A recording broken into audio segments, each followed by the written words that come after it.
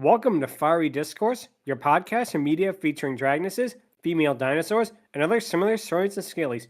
I'm your host, Ludmillanon, and with me are my co-hosts, Angron, Mathmachine, the Shark, and Stryker. Today is our 109th episode, and we're discussing the 1991 Super Mario World episode, Born to Ride. So, let's get things started. That's Mama Shark to you, Ludmillanon. Yeah. Great way to start this. Yep. Super Mario World, Super Mario, Super Mario World. World. Go ahead, Matt. Congratulations. We've done what is the most enjoyable part of the episode. How much of it is left? 11 minutes. Fuck, we're screwed. Yeah. But yeah.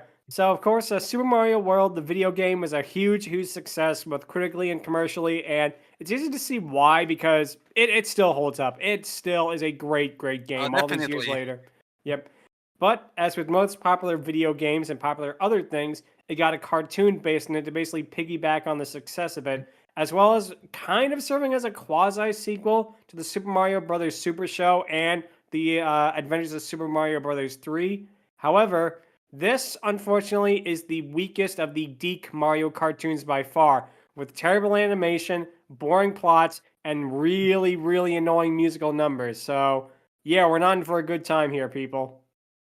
I'll defend it a little bit by saying, at least compared to Super Mario Bros. 3, the premise is interesting. It's got dinos galore, it's got cavemen, it's got the Koopalings that are a little better this time, and yeah, the musical numbers are a little weak, but I didn't hate them too much. Yeah, I can see where you're coming from there. Up, go ahead, Shark. Well, keep in mind what you just said. The weakest of Deke. So if this is the worst they can offer, we're in for a ride. Oh, Yeah. hell yeah. Yeah, this actually might be one of the worst things they ever did, but go ahead, Matt. I counter your defense of the show with Oogtar. Ooh. I haven't seen him all that much, so He wasn't in this episode, thankfully. Yeah. Like, in the second half of the show, I think they just, literally just drop him, because even they realized that, oh, this guy's a mistake. But, yeah. But before we talk a little bit about Oogtar, basically the show, like the game, is set in dinosaur world, but in Deke's infinite wisdom, they put cavemen in there for some reason, which, believe it or not, Super Mario World did have cavemen in it, but he had to be tubular 5,000 times in a row in order to get to see them, so nobody got a chance to. That's interesting. It was a joke. But anyway, but yeah, the Oogtar is this blonde, cool cave boy, I think Poochie from The Simpsons, and they're pretty much there. And the worst part is they replaced Toad with Oogtar. It's why would they do that? Toad, okay, he's not in Super Mario World, but neither were cavemen, and at least Toad is an established Mario character. Indeed. Yep. But Toad unfortunately got so pissed off at this, that's why he refused to show up for the show and instead decided to take on the lead role of Wario's Woods. Nice. Well, at least he was the smart one. Yep. Certainly was. But basically, this show was almost completely forgotten before, and thankfully in 2006, a little known thing coming out called YouTube Poop, and basically, man, these episodes got mined for so much fodder, like Mama Luigi, the Yoshi Shuffle, the one with the Wizardheimer. All of those are really, yep. All those are really. Yep, and who can forget the ever iconic, "It's a football! I chiseled it! It's a stone, Luigi. You didn't make it." Yeah, it's just... go ahead, Matt. After watching this episode, I am dead certain that this series in particular was chosen because the internet had this self-imposed challenge to try and find the unfunniest thing they could and make it entertaining. Hey, they did. They somehow did it, but the interesting thing about Mario. Yeah, but the interesting thing is that this episode, I don't recall ever seeing any one of it. It's crazy. I mean, I'm sure statistically there were a few, but compared to almost every other episode, this one got overlooked, and it's kind of weird to see why, because it's just as weird as the other ones. Indeed. Strangely good.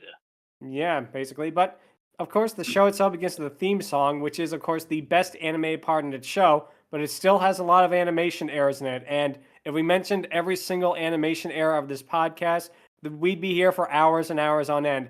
But we're going to mention a couple of them, including one that is just so hilariously bad. It might be one of the funniest animation errors of all time. So stay tuned for that. Mm-hmm. But an interesting thing, the song is actually sung by Mark Mothersbaugh, who also did the music for another show in 1991 that thankfully was much, much better, Rugrats. Nice. Oh, Yep. interesting. And he also, believe it or not, before that, he was the front man of Devo.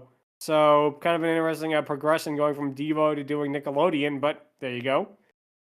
One thing, again, that always makes me laugh about the Super Mario World theme song is the generic cheering audio at the end of the theme. It always just makes me chuckle just how cheesy it is, because it's that overused cheering sound effect that you've heard like 90,000 times in other media and that.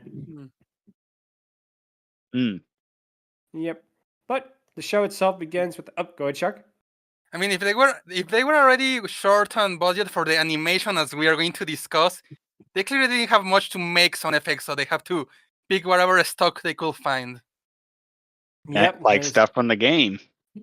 That is true. And that's the only element I do like, because the episode begins with a slow zoom in on the house where Mario and Luigi are staying at. And again, if I have to give this show the tiniest bit of credit, I like that they do the music from the game, because here they play the Forest of Illusion theme. And not gonna lie, it's a pretty nice theme. You know, it's a nice music, you know, version of it. Mario basically is using various animals as plumbing equipment to set up a sink with bamboo pipes. And it's here we gotta mention something.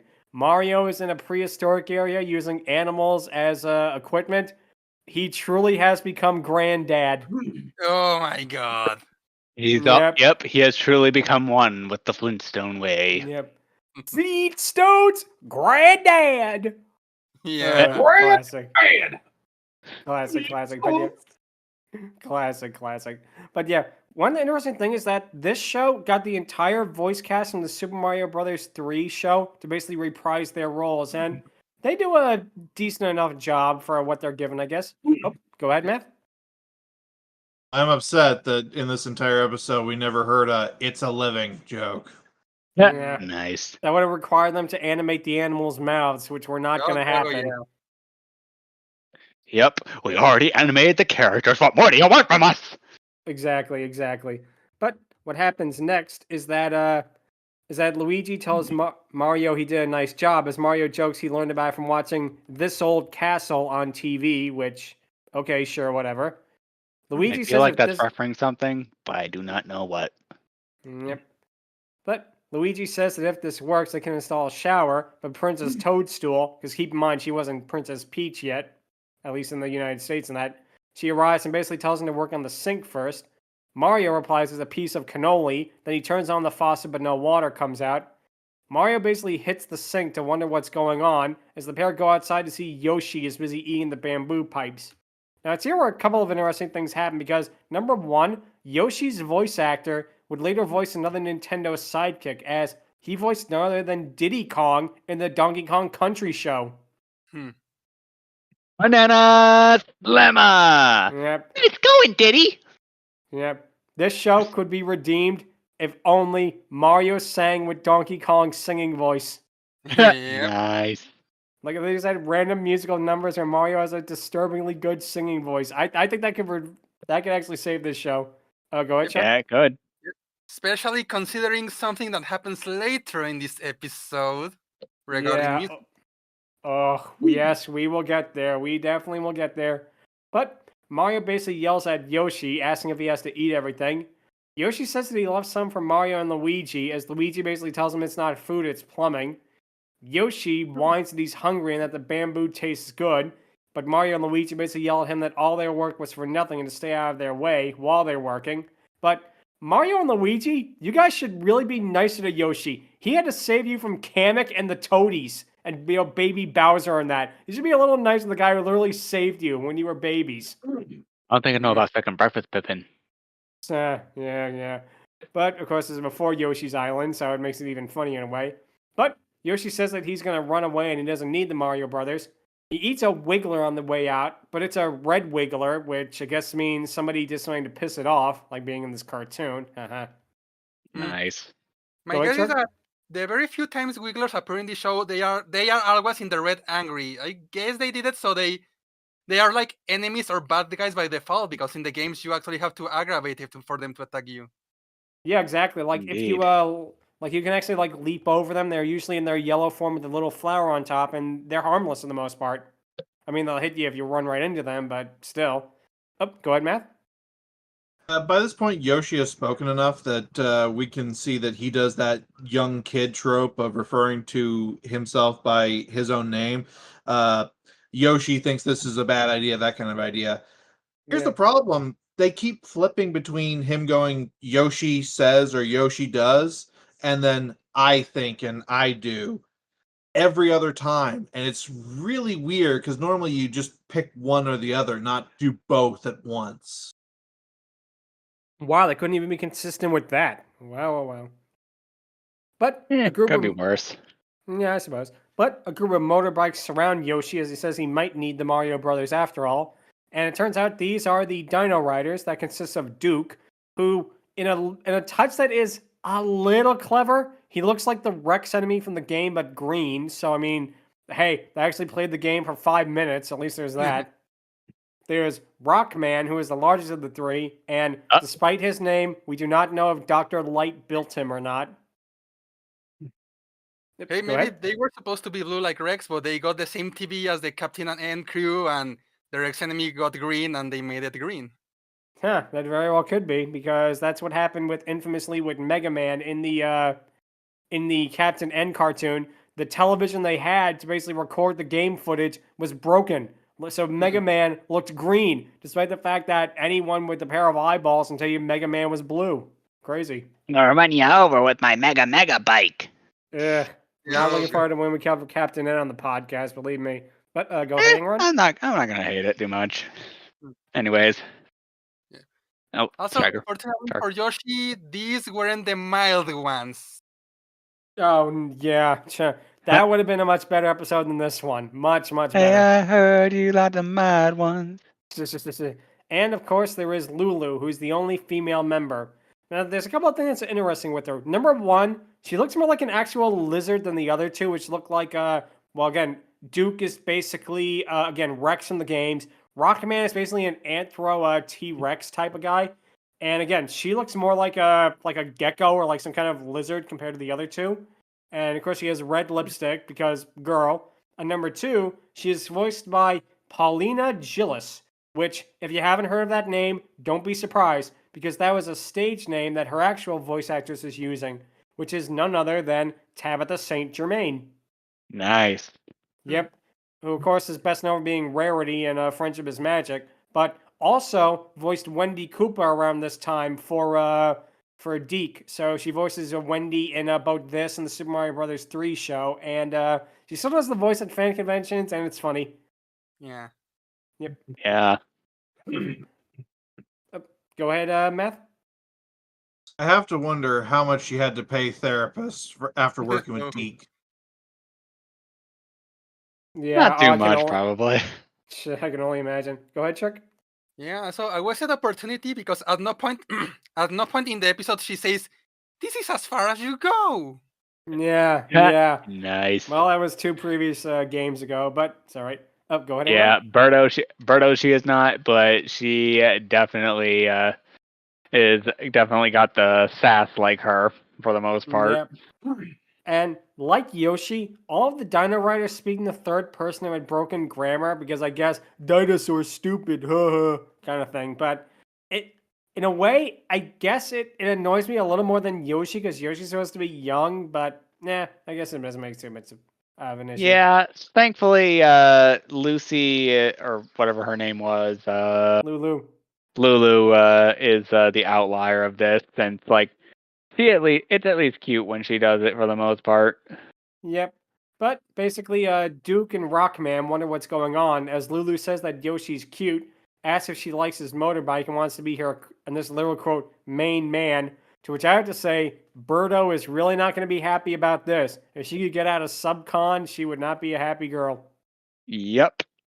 But Yoshi says that he likes the motorbikes and the noises they make, as Duke asks if he wants to be a biker. Yoshi says that he wants to join them, but isn't sure if the Mario Brothers would approve, especially because if you're a biker, you're going to have to wait on Cycling Road and battle any trainers that go by with Voltorbs and Coughings. Nice. Yep, I had to say that. But basically, what happens, of course, is Duke is surprised that Yoshi knows the Mario Brothers, as Rockman says that King Koopa would pay a big reward for capturing them. Duke literally gets dollar signs in his eyes, as Lulu says she'll take care of everything. She offers for Yoshi to ride in the sidecar, as Yoshi is excited. Oh, go ahead, Matt. So during this conversation, this is the thing that broke me, and we're only like 2 minutes into the episode. Duke's eyes keep darting everywhere. They could not decide on where to place them, so they just put them wherever they wanted every frame. Yeah, they do I this. never noticed that. Yeah, they do this quite a bit. There's other instances where they do similar things later on, and yeah, it is very distracting when it does happen. Go ahead. Yeah, Chuck. where they're like, like look at the person you're talking to. Unless it's like that weird thing where like the dinosaurs have eyes on their sides, and they're like trying to look down at the person with like one of their eyes. It's like that one scene from Spies in Disguise where like the spy is a bird and he's like tilting his head trying to look at him with like both of his eyes, but he can't. And he just does it with one eye.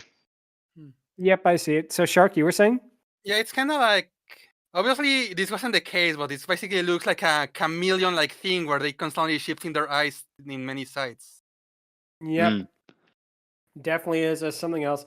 But basically what happens is Rockman asks if Yoshi wants to join their gang, but Duke cuts him off and says social group at the last second.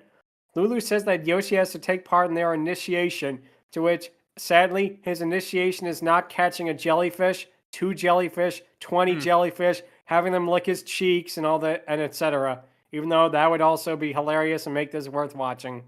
Indeed. Yep. But Yoshi agrees, he puts on the helmet and they all ride off together. Basically, what happens next is we cut to them driving up to a building as Duke gives Yoshi a paint can. Yoshi attempts to eat the paint as Duke bonks him on the head. Duke tells him to paint the wall with graffiti as Yoshi paints a smiley face on it, to which I have to say only one thing.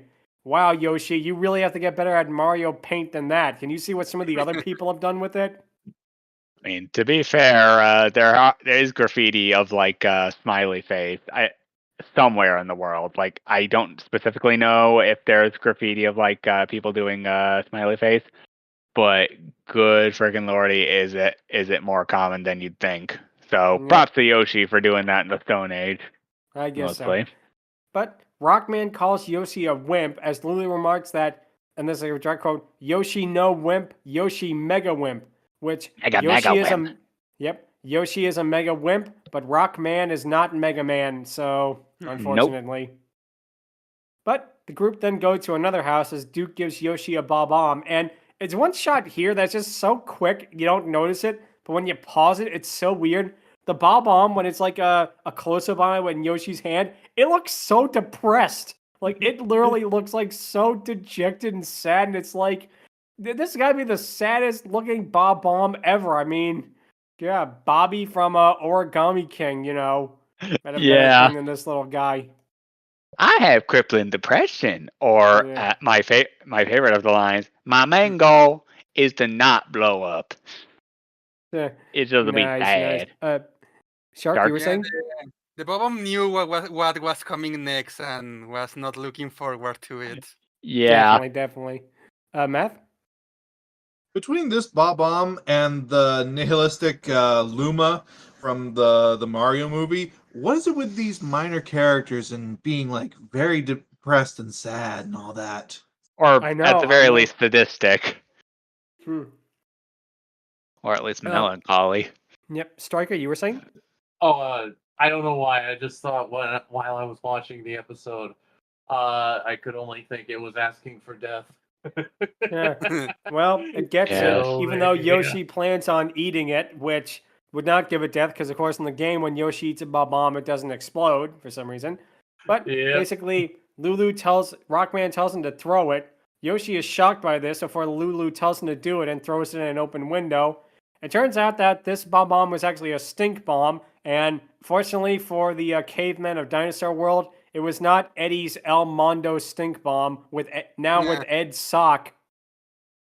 Yeah, this is honestly a very unique bomb variant, which I give this show props for doing. Because, like, yeah, the bombs blow up and all that stuff, but having a think bomb like this is honestly pretty clever, and I'm surprised Mario doesn't do stuff like this. I mean, we got the firework bombs from Mario Wonder, but it's still doing what it normally does, which is blow up, and that's it, except 3 times. Yeah, no, I can definitely see where you're coming from. Shark? Yeah, I was gonna mention something similar. Like, I kind of think like the Mario games should do something like elemental bombs, like the one that explodes, but with an ice bomb or electric bomb, or maybe something like this one, like that's a poison bomb. But well, oh well. I was surprised they didn't do that, come to think of it, because it is a pretty easy variant, you can make. But sadly, there's not about in a Mario game, unfortunately. What happens is the group then park their bikes as Duke gives Yoshi a biker jacket. Yoshi thanks them then. He wishes the Mario brothers were nice like them. And it's here we get something that, again, is one of the big animation errors, but not the major one we're going to talk about, which is that Duke says that they'll talk to the Mario brothers to teach them to respect Yoshi. However, Deke repeats the same animation of the Dino Riders all looking at each other 3 times in a row. This is like so noticeable too because the frame is actually on them directly. So it's like them all turning to look at each other. Then they do it again. Then they do it again in the span of like 2 seconds. And it is very, very noticeable and something that is very, very distracting. Go ahead, Well, Shark. at least they didn't forget the background. Yeah. Yep. Oh, yeah. In case you don't know what that is, for people who are just listening to this podcast, in an episode of Captain N, they had a part where an alligator was approaching the screen, and when it first aired, they forgot to draw the background in the shot. So it's literally just the cell animation of the alligator walking towards the camera with a blank nothing on the background. So Yep. yeah, that's how infamous Deke was at this point. But go ahead, Matt. Something, do it cheap. Something. Yep, exactly. Yeah, something cheap, something do it, something don't give a shit. Yep, exactly. But we cut back. But Duke basically whispers that this is their chance to get the Mario Brothers. Then they tell Yoshi to take them to the Tar Pit Milk Bar. Some more about that in a little bit. But we then come back to Mario and Luigi's house. They're still working on the plumbing before Toadstool arrives and asks that they saw Yoshi. Luigi says that they haven't seen him since they scolded him. And it's here where a princess basically berates them for doing that, as he's a baby and he doesn't know better. To which I have to say, baby Yoshis are way smaller than that. If he's supposed to be like baby Yoshi from like the game and that. And it's even weirder because in Mama Luigi, we see Yoshi as a baby and he's more like how he was in the video game, let's say. So Yep.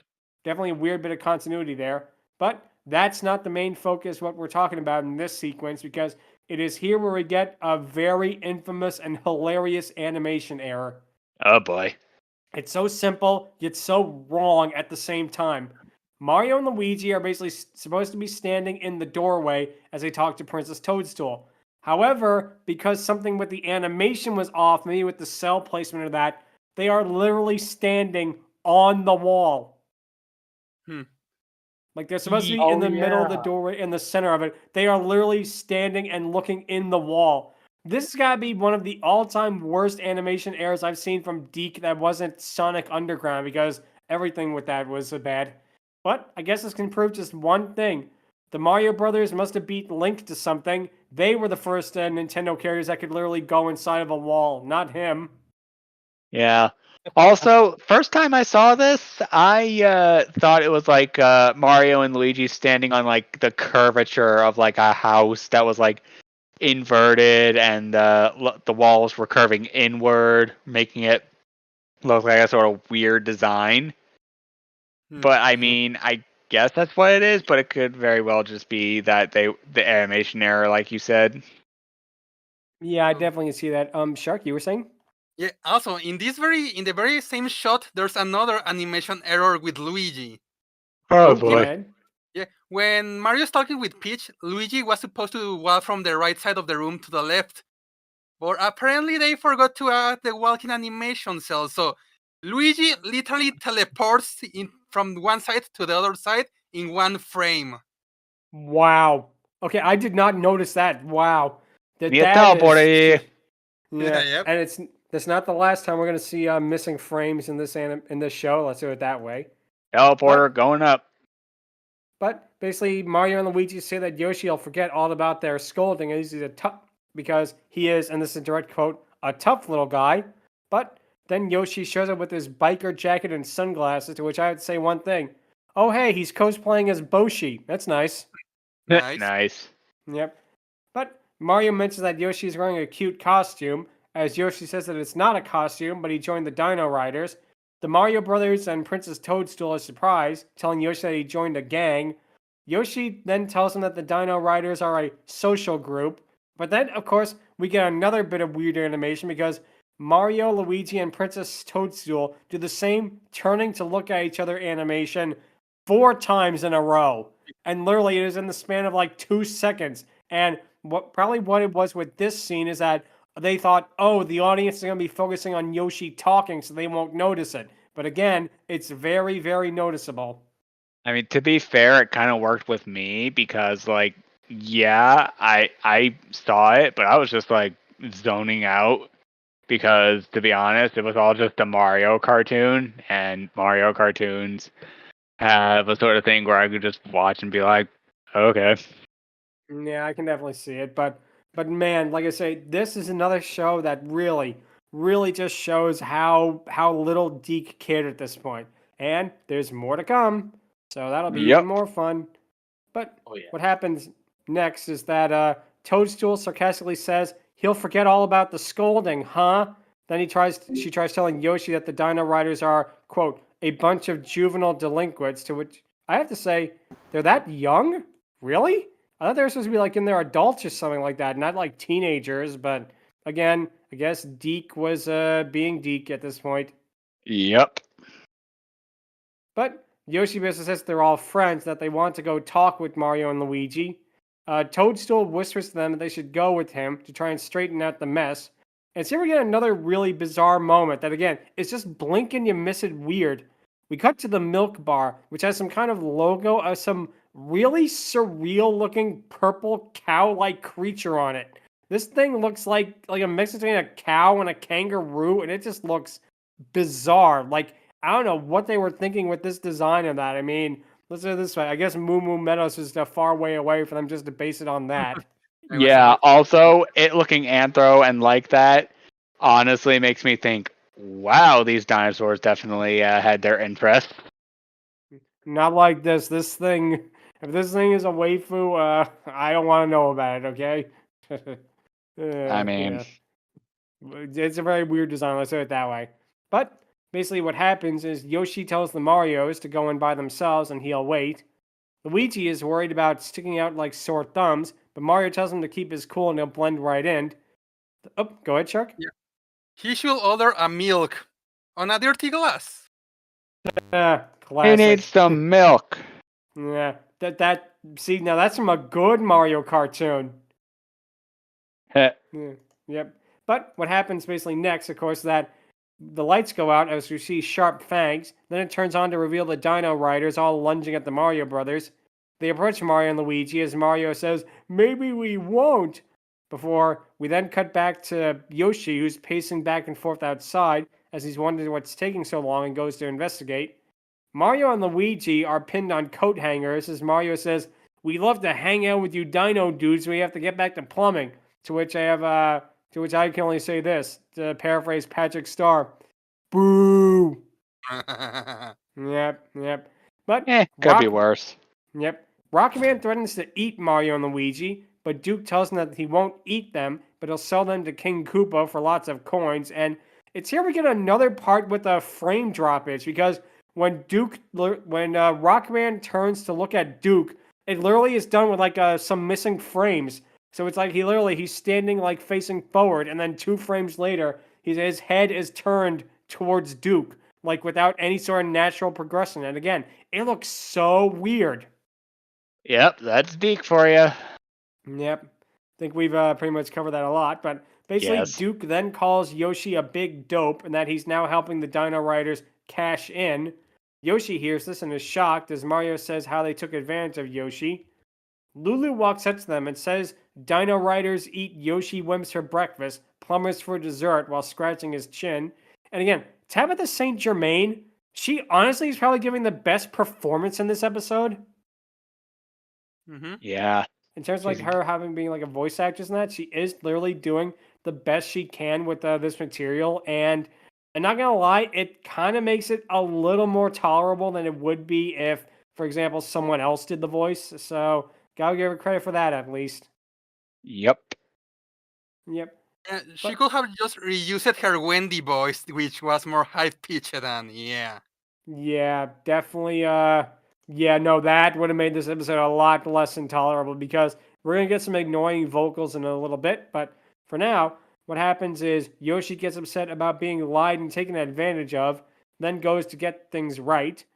We cut to him and Princess Toadstool riding in the motorbike as they arrive at the milk bar to find the Dino Riders not there, as Yoshi notices their tire tracks and follows them. Now, this all seems like a pretty normal, ordinary scene, but it's made unintentionally hilarious by the music they play, which is the cheery cape music from the game.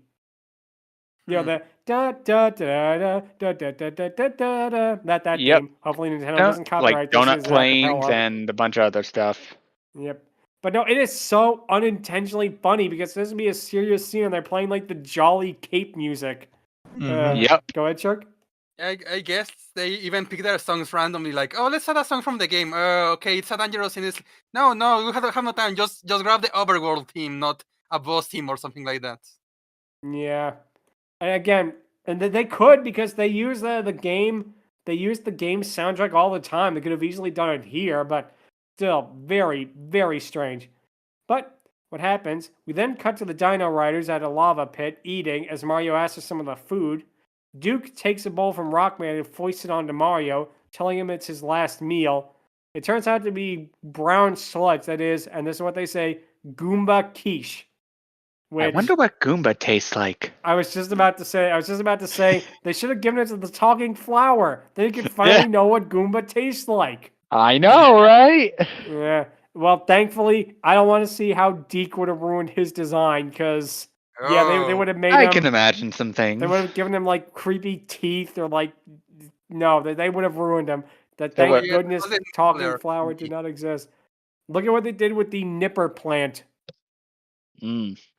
In case you didn't know, the Nipper plants appeared in the Super Mario Brothers 3 show. Basically, they look like Gilbert Gottfried. They have like the squinty eyes and like the teeth and that, and it is weird.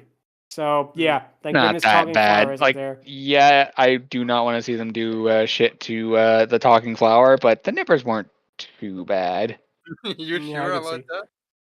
Yeah. Let's see. Matthew, you were saying? Okay, never mind. Never mind. Ugh. My guess is they would have made him look like the Audrey 2 from the Little Shop of Horrors animated series. And if you didn't know there was a Oh. Little Shop of Horrors animated series, unfortunately you do now. Oh, I've Oh, already known. I've known that yeah. for years. I don't want to know Same. about that, believe me. But Mario then asked if they could have their last meal either next week or the week after instead. Yoshi and Princess Toadstool pop up from behind a rock as it turns out they were watching this. And again, we get another unintentionally funny moment because Luigi says, Mario, it's hopeless. But he has like this giant grin on his face, which, again, the wrong facial expression. And it makes it so unintentionally funny. They keep doing this. Yeah, that again shows how little quality control they had over this. But Yep. what happens is Mario tells them that the Mario Brothers never give up and that you never know when an idea will hit you. And literally just then, Yoshi shows up and jumps on them. I guess Yoshi was thinking, how do you like it? Yeah.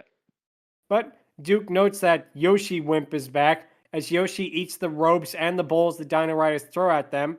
Yoshi jumps on a motorbike with the Mario Brothers and another one, and it's here where we get to the best, aka really, really worst part of the episode, the musical number, because this, like all of the other Super Mario World episodes, has a musical number. And the one thing about them, Of course. Every single one of these songs, every single one in every one of the 13 episodes they did of this show, not one was correct. Like, it's like that Kermit the Frog meme, wow, you are 100% wrong. Nothing you did was right. It really feels like that with this song because the vocals are scratchy and screechy, and for some reason they have to sing this like this. But like it's Toad from Mario singing it, except Oh, Toad God, would be I forgot charming. about this. Oh, Except no. Toad would be charming. This song is called Time to Be Wild, which is a ripoff of Steppenwolf's Born to Be Wild from Easy Rider, and it's really, really bad. It makes me think, gee, maybe Captain America and the other biker got what they deserved at the end of Easy Rider after listening to this. Go ahead, Math. The only way I've been able to accurately describe this song is this is the singing personification of nails on a chalkboard. Exactly, and the thing is, every single one of the songs is the same problem. Every single one. Yeah, though I will say this. As much as as much as a lot of them are not exactly great, this one has a bit more diversity, and the action that's happening within the battle within the music is pretty great. All things considered, like how they avoid the Dino Riders is like one time Mario uses a fire flower, the other time Yoshi picks up the flight wings, which that was a very nice touch. And another time Yoshi lifts up his bike and knocks off the question blocks and knocks coins all over them. And I'm looking at that like, you got paid, bitch! Why the hell do you need the Mario and Luigi brothers now? You got money! Yeah. I can definitely see where it's coming from. Go ahead, Shark. Yeah, and unfortunately, during this sequence, we get one of the saddest deaths in animation history. Oh, yes, here it is, because they kill off the most wholesome Mario World character ever. The Mario characters all ride up the pink triangular block that in the game Mario uses to run up walls or get enough speed so he can do a cape jump. Here, they all ride up it. However, Rockman tries to ride up it and he falls backwards and smashes it. To which I have to say, this episode just became a 0 out of 10. How could you do that to the triangular pink block? It literally is the most wholesome Mario character. All it does is smile and help out Mario. Yeah, Yeah, it even what- frowns when he sees what's about to happen. Yeah, because even he knows he's screwed. Yeah, I was just gonna say, like, they ride up and then they flop down, the guy's just like, for like a split second. Yep. But and like I said, the thing that's interesting here is Lulu's reaction is one of just like she's smiling while Duke shakes his fist, and it makes me wonder: did they want Lulu to have a different expression, but they couldn't animate it? Because very, very weird here. But knowing Deke, it very well could be.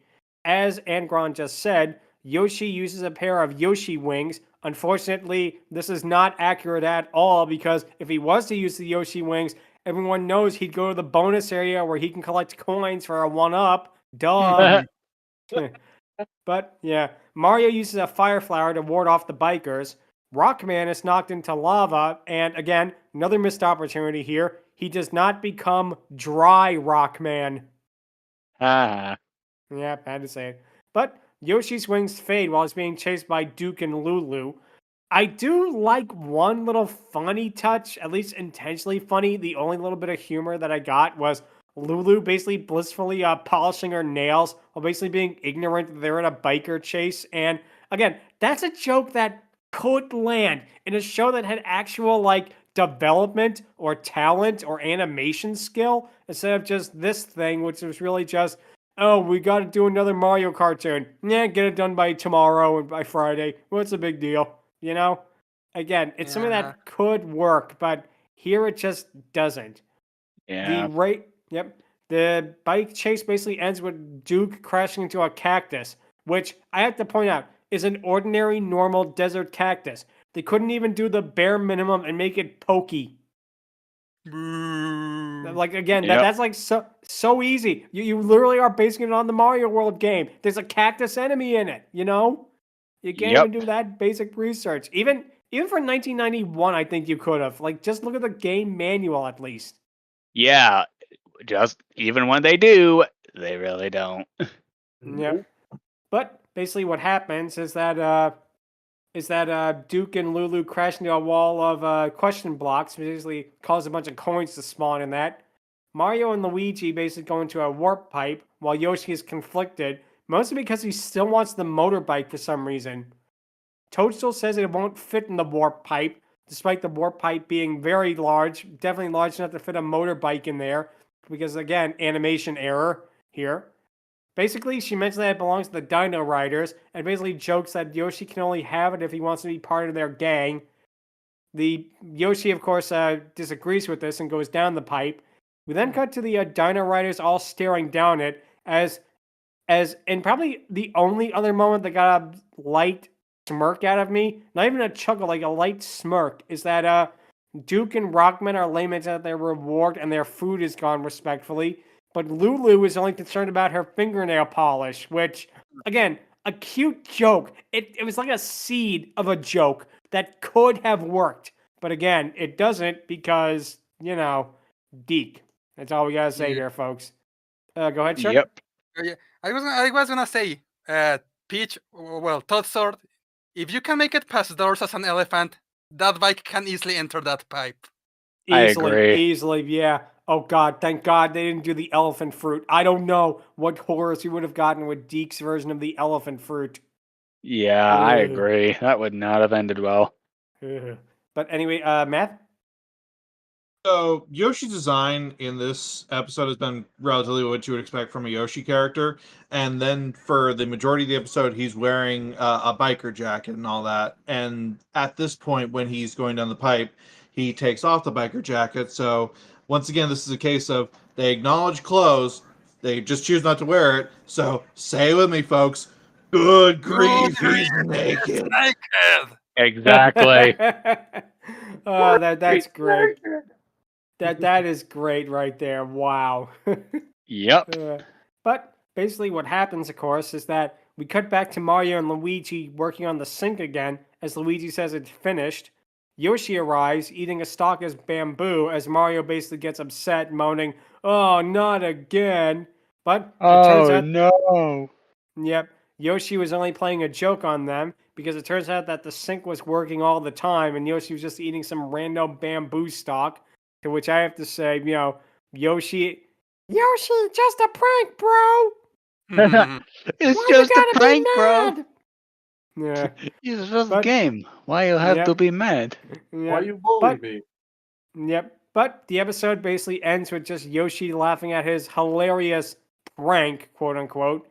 And yeah, that's it for this episode because it's only 11 minutes long. Because it was paired up with an episode of Captain N, the Game Master, which was basically Deke's attempt at doing all the other Nintendo franchises that were not first party. So it's like, let's do Konami, let's do Capcom, let's do all of them, and let's make all of them really, really bad, Or at the very least, let's make it. Say it with me now. Heat. Yep. And again, the thing about Super Mario World, the show, is that, again, you can see why with like YouTube poop making it really funny in that and actually giving it like effort. And the show clearly is terrible. This is like a bottom of the barrel cartoon. This is like a 1 out of 10 show. And yet, it's almost perversely fascinating to me with just how bad it is. Again, it's like the episode of that Kermit the Frog thing with, you are 100% wrong. That is this show. Everything about it is wrong. The voice acting is wrong. The animation is wrong. The timing is wrong. The music is wrong. It's like literally everything that you could screw up with a cartoon, they did. They somehow managed to do it. It's always phenomenal in a way. Indeed. It's like, at this point, I think Nintendo had no idea this existed outside of them just giving the rights, because I can imagine this is made like a few years later. They would not be happy with this, not in the least. Oh yeah, absolutely. Or at the very least, they would have referenced it in the Mario movie. Or Yeah, found thankfully they didn't. Go ahead, Matt. No, see, I actually think this series is brilliant because this was the director's meta commentary on animated series. He had the idea, I'm going to make an animated comedy with no jokes, no humor, no nothing. I have to believe that gosh. that's what this is because otherwise this is one of the worst animated series that's ever existed. Yes, I gotta agree with you there. Shark? Yeah, and thankfully this was the last Mario quote unquote season because had they gone for another one, it would have been the Mario Land games, which would have mean we would have seen the dick version of Wario. Oh no. Oh, I cannot imagine how they would ruin Wario. Oh god. They would probably make him like Bizarro Mario, like Bizarro Superman. Me, Oh god. Wario, me, help people. Like they would do something that stupid.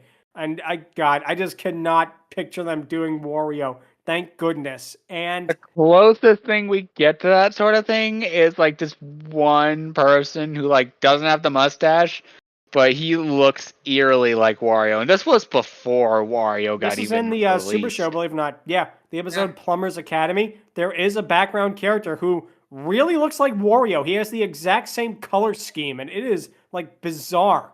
Like because Yeah. again, Nintendo did not know about these shows for the most part. They just licensed it out. Like Nintendo of Japan, I don't think these shows even aired over there, believe it or not. And it's kind of a shame how these shows, Nintendo never tried to make their own cartoon themselves because looking at stuff like, say, the Mario Power Tennis intro for GameCube, that is great. You easily could have done like animated shorts of it with like the Mario characters, and they could have made like bundles of money. Not saying that they weren't before, but you know what I mean, right?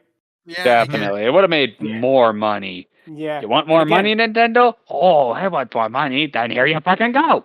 exactly. And the only other Mario animated project that we got, of course, before the 2023 movie, which is really good and looking forward to the sequel of that, is the Yes. Mario OVA, which, believe it or not, is pretty good. It's really early on in the game's history. They didn't even have, like, I think Mario the Lost Levels when it came out. That's how early it was. So, like, Luigi has, like, a blue and yellow color scheme instead of his usual green, which is interesting. He's more of a little bit like Wario in that one, believe it or not, the OVA. And of course, Yeah. there's Prince Haru, who a lot of people think that Prince Florian from Wonder was based on. Mm. And yeah, That's the thing that's interesting about it though is the reaction of it. Miyamoto hated the OVA. Wow. Yeah, Shigeru Miyamoto, he absolutely despised the Mario OVA from 1985. And I don't know why, because it's probably as accurate a version of Mario as you could get from that time period. Like, considering the fact that there are literally no other games to go off but the original Super Mario Brothers. It's a really pretty faithful adaptation, not gonna lie. The animation is gorgeous. I mean, like, it really is well done. And, again, I just don't understand why he did not like it, but he said it was too derivative, which, okay then. That sounds stupid.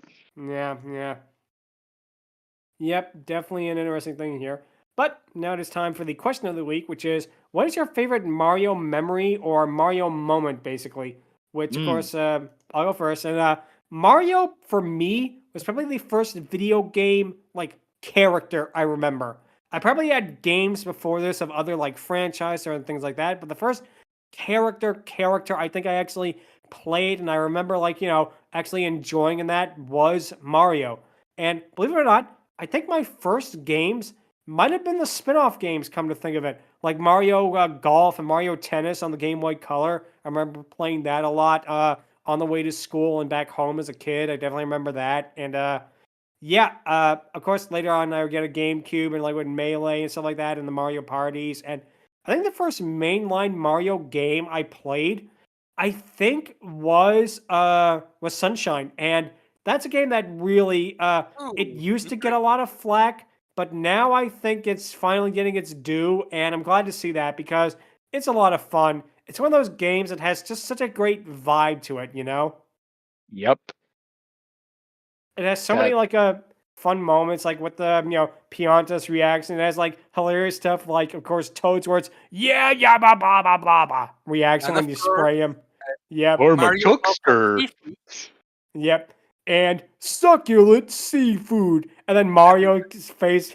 He's like so engrossed by this. And what's even funnier is in the Japanese version. I don't know why this cut it out of the Western releases, but Mario has dialogue in it, and they got Charles Martinet to do the dialogue, and you can actually see him looking at the seafood and go, "Oh, lobster! Oh, fish!" It is so funny. But yeah, no, that definitely is one. And again, Mario as a character and as a franchise is one that I've always been a fan of. Like, definitely love the spin-off games like Mario Party. They're great. Mario vs. Donkey Kong is one that I had as a kid on GBA, and that was a really, really underrated game. The sequels, of course, took it in a different direction. And again, I like that they rebooted it for Switch because that's probably one of the better remastered versions of games I've seen, and how it's like the original, but they expand on it because they add mini land from these sequels, and they actually have like bonus sections, and it's a lot of fun. Sadly, the Definitely. only thing that they did remove from it, which is hilarious, and it's really upsetting that they removed it, was "I'ma love you, monkey man" at the end.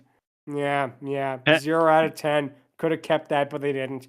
But yeah, Nice. Mario as a whole is just like a character that, again, really, really is close to me, I guess, because again, it's the first character I remember being into. Like, of course, not the first game ever, I don't think, but like the first, say, like actual like figure that you could see and relate to. Like, oh, it's Mario, that kind of thing.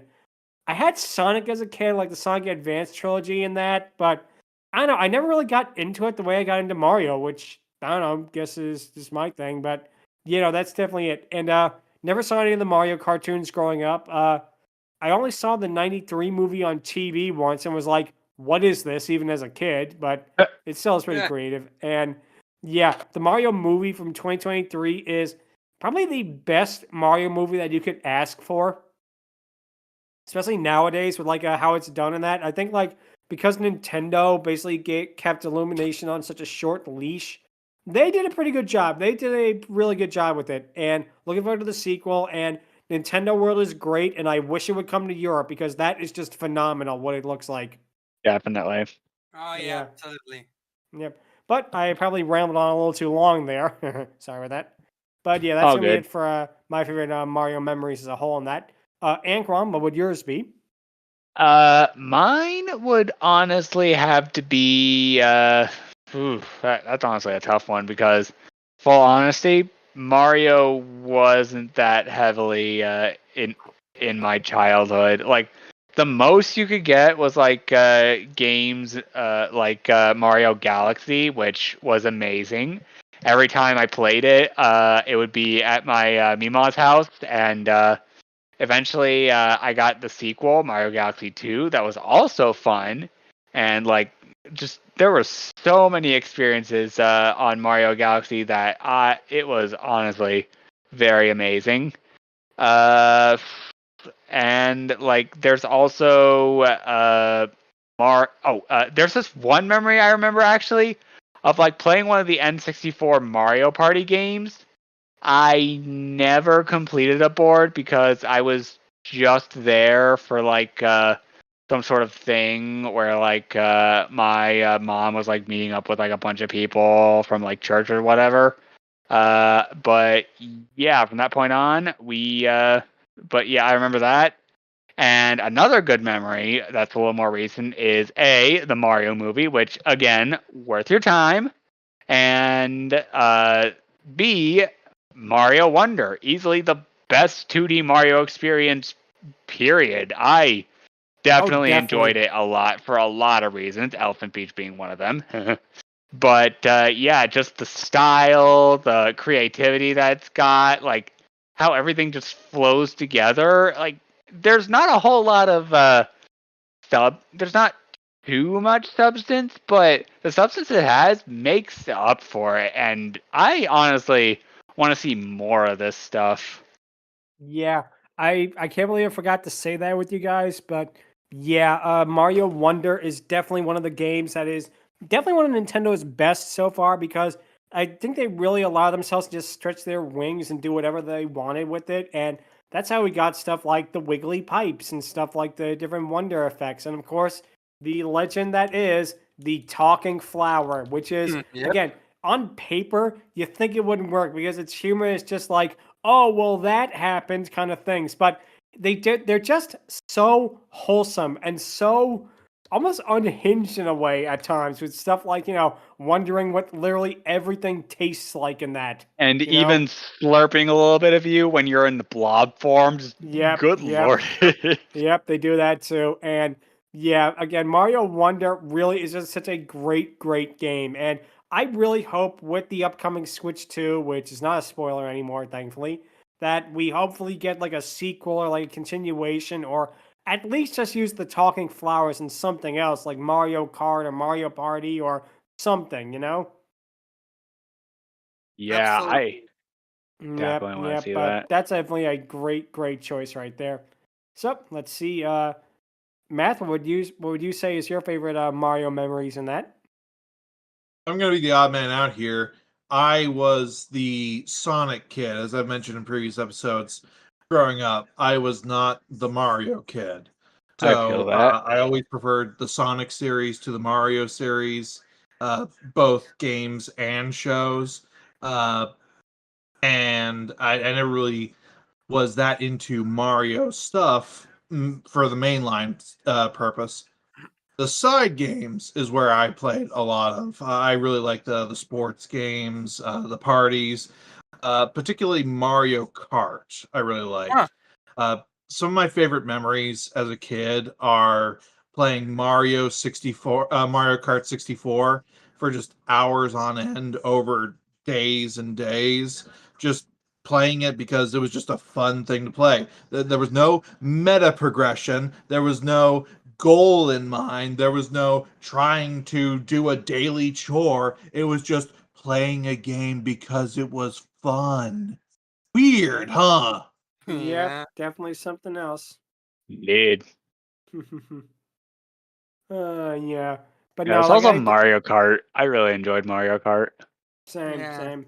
Yeah, it's a great franchise. But no, I can understand where you're coming from because again, Sonic and Mario, it's funny. They had like this huge rivalry in like the 90s and the early 2000s, and then everyone just then basically realized, hey, we can like both Mario and Sonic, It's like, Yeah. oh, it took you that long? It helped when Sonic came on the GameCube. That was pretty much what did that. Yeah, True. true. But yeah, no, I definitely can see why you'd pick Sonic again. Because again, his games are fun too. Like especially the Sonic Advance games I played a lot as a kid, especially those ones. And yeah, I definitely can see what the appeal is of that too. So let's see. Shark, what would your favorite Mario moments or memories be? Oh man, these ones are really one that I had to think very carefully because I'm basically the Mario. Well, we are all, but I'm like the big one over here, and there's just so many memories I could name. Like I remember, like the first time I played as Mario with a Mario game was the Mario Party on the 64, and of course the GameCube one. But I'm gonna go with what I consider like my favorite video game of all time, or well, video games because it's a two-in-one deal, and that's the Mario Galaxy games 1 and 2.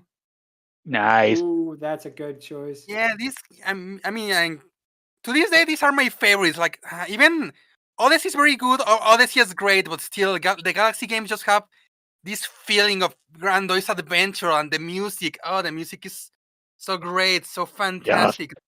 The orchestra it wasn't the very first Nintendo game that was recorded by a live orchestra, so you can tell it was a big deal over there. And yeah, I remember when after playing the first one, I really liked it, and then seeing on the internet, oh, Super Mario Galaxy 2 trailer. Wait, what? And yeah, the trailer, there was like one of the biggest hype moments of my life, like waiting for Galaxy 2 to come out because yeah, Mario Galaxy 1 was great. I just can't imagine what 2 gonna bring to the table, and yeah, it did. And even though it had a lot, I still can't decide between 1 and 2 which one my favorites. So there's a reason I consider both of them as my favorite video game, even though there are two. Yeah, I could definitely say that because again, Mario Galaxy felt like a turning point for Mario as a whole because I think because it was so grandiose, and again, it was with the Wii and that too, is that it Mm. really, really was a turning point. Just like what they could do with Mario as a franchise, basically. Because again, the stuff with Rosalina is the story with her is so Yeah. amazing, and again, the music is beautiful, the gameplay is amazing, and yeah, it's one of those games that I would say is almost perfect in a way. You know? Yeah. Also, I have another one that's quite recent, and I actually mentioned it a few episodes back, What? which was Nintendo World in Osaka when I went to Japan. Nice. Nice, nice. Yeah, that's still gonna be a great memory because, oh, wow, not only the fact that there's already a Mario Park, but the fact that I was able to go to it and the original in Japan, that's like, wow, I cannot believe I'm here. I'm in the Mushroom Kingdom right now. I'm in Bowser's I mean, it's something that telling is way, way not the same as being there, honestly, but it's Yep. a really great moment for me, honestly. Yeah, I can definitely see why. Because again, everything about the Mario, the Nintendo Land, sorry, in Japan, and again, it's coming to Florida, which is really interesting.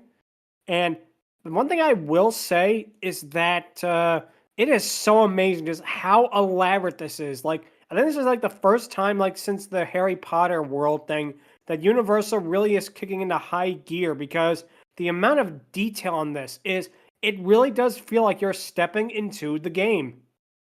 Yep. Oh, You yeah, know? absolutely. And especially with the Mario Kart ride and also the Yoshi one. So I can't wait to either one day either do the Florida one or return there to explore the Donkey Kong world as well. Yep. But time will tell. And of course, there's little cameos of Pikmin in the park, so maybe Mhm. we'll have that one day. Wink, wink. Yep.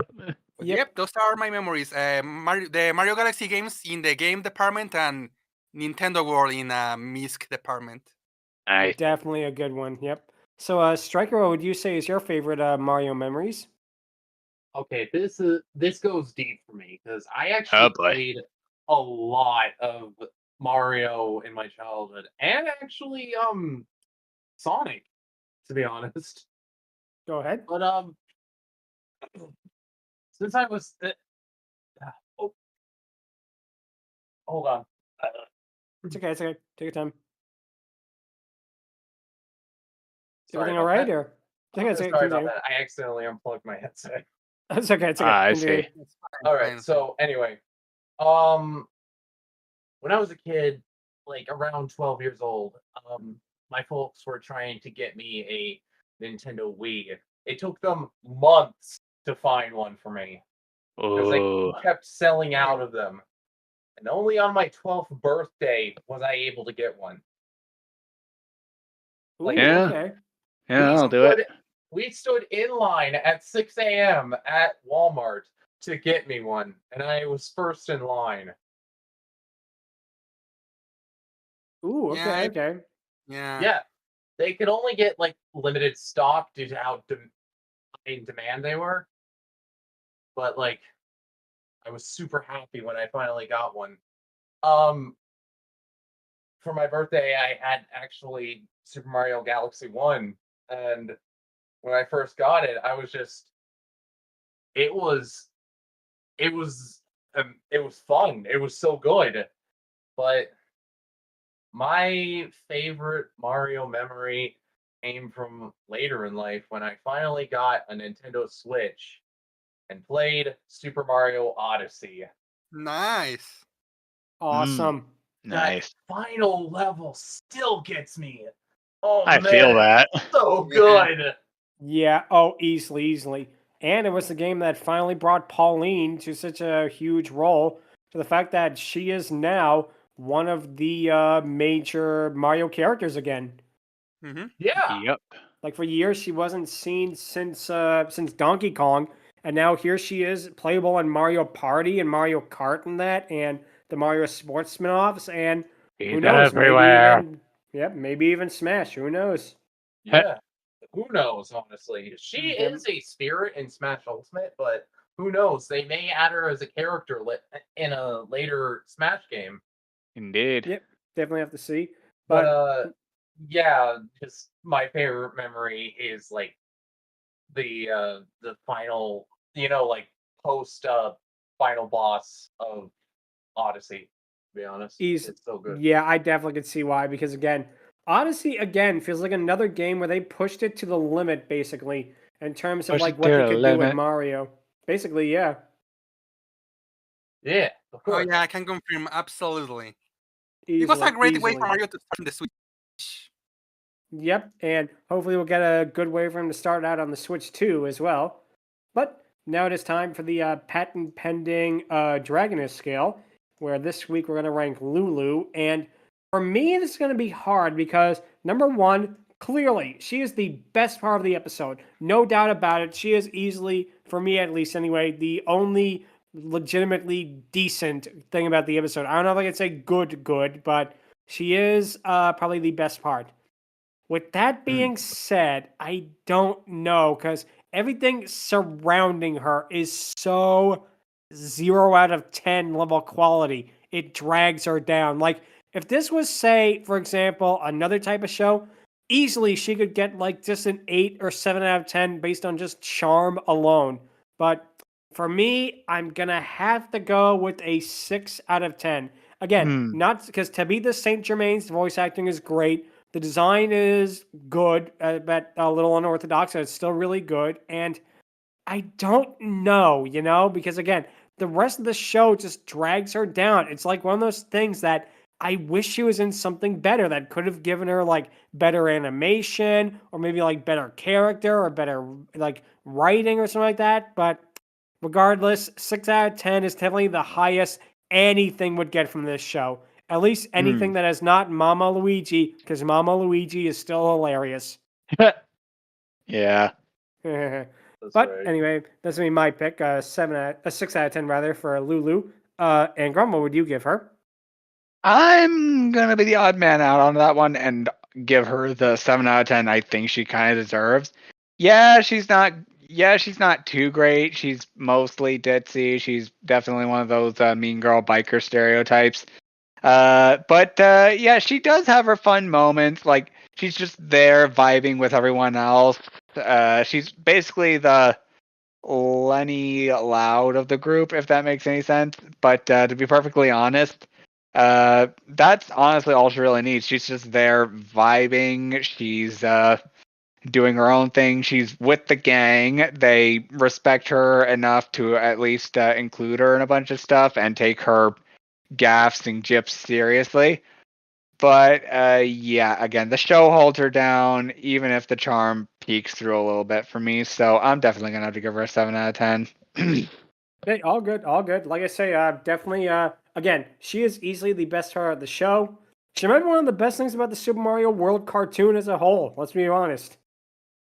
So, yeah, I Yeah. definitely can see why you're giving her that. Let's see. Math, what would you give her? Saying she's the best character in the show, which she is like saying you're the shiniest turd in the sewer. Oh gosh. Okay. So, This was not good. This was not a pleasant experience. yeah, I can Her understand why.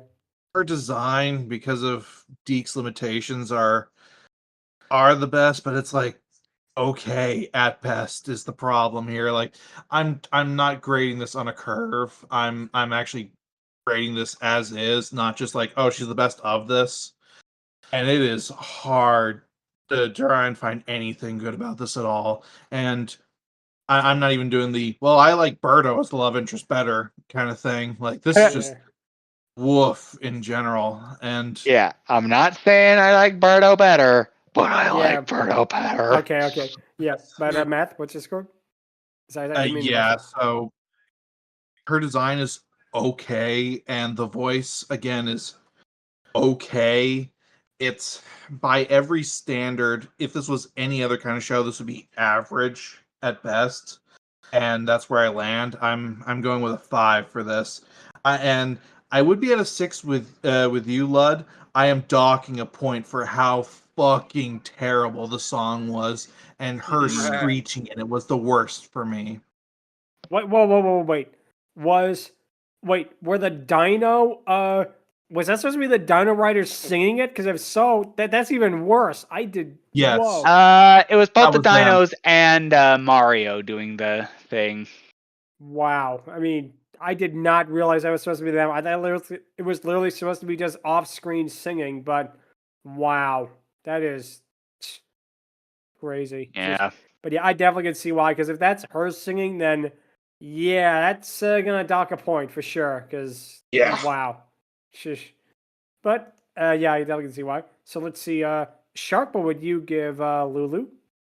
I guess we are continuing the 5 out of 10 thing over here because, yeah, I'm going with that as well.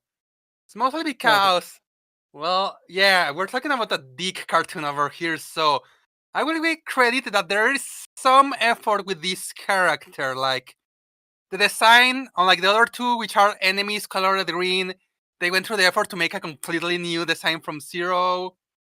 And yeah, even if she's supposed to be the one singing, at the very least, she only uses that voice during the song. They could have given her that voice through the whole episode, and Yeah, that would I'm gonna definitely give you lower the credit. score.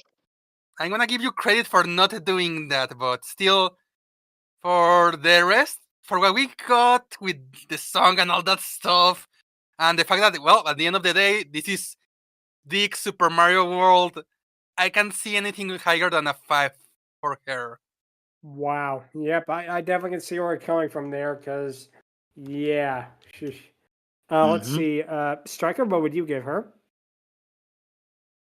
Honestly, the fact that she was a voice in the song did not affect my score. Whoa. However, the fact that she isn't in more episodes affects her score. Okay, that makes Yep. sense. Yeah, I'm giving her a 6 because I actually really liked her. I can Huh. see why.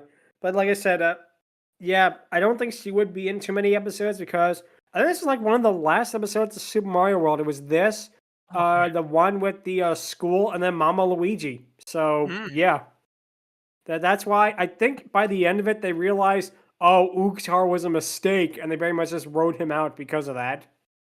Yeah, that But makes sense. yeah. Yep, definitely not a perfect 10 out of 10 showing this time, but easy to see why in this case. Yep. Yeah. But that's going to be it for this week. If you have any questions, or if you want to send us what you thought Deke's version of Yoshi's Island would have been like, Oh god. my answer, 4 words: touch fuzzy, get dizzy. Eh, blow weed, get high. Yep. So you can feel free to email us at fierydiscourse@outlook.com. Visit us on Twitter at twitter.com/fierydiscourse.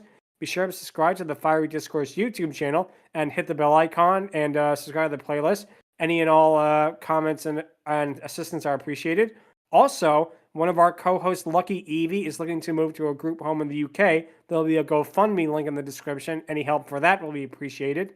Next week, we'll be getting a bit more recent as we're going to be talking about the 2024 Spidey and His Amazing Friends episode, Go Dino Webs Go. This will be the second time we talk about Spider-Man on the podcast, but will it be better than the time he crossed over with the Disney Channel sitcom? We can only speculate. Probably yes, but we'll see. Yep. Unfortunately, there are no episodes of the Spider-Man 67 show we could do because I would do that in a heartbeat. Hey, well, sort of, Yeah. yeah. Unfortunately. But that's going to be it for this week. And until then, thank you all so much for watching and take care. Laters. And remember, Uktar spelled backwards is Ratgoo. Thank you very Yeah. much, King Koopa. Yeah, also, remember kids, if you aren't watching the Super Mario Bros. Super Show, you go to hell before you die. And you're going to turn into a Goomba too. Let's not forget that. Yeah, Goombas and hell. That too. Peace But yeah, out. thank you all and see you all next week.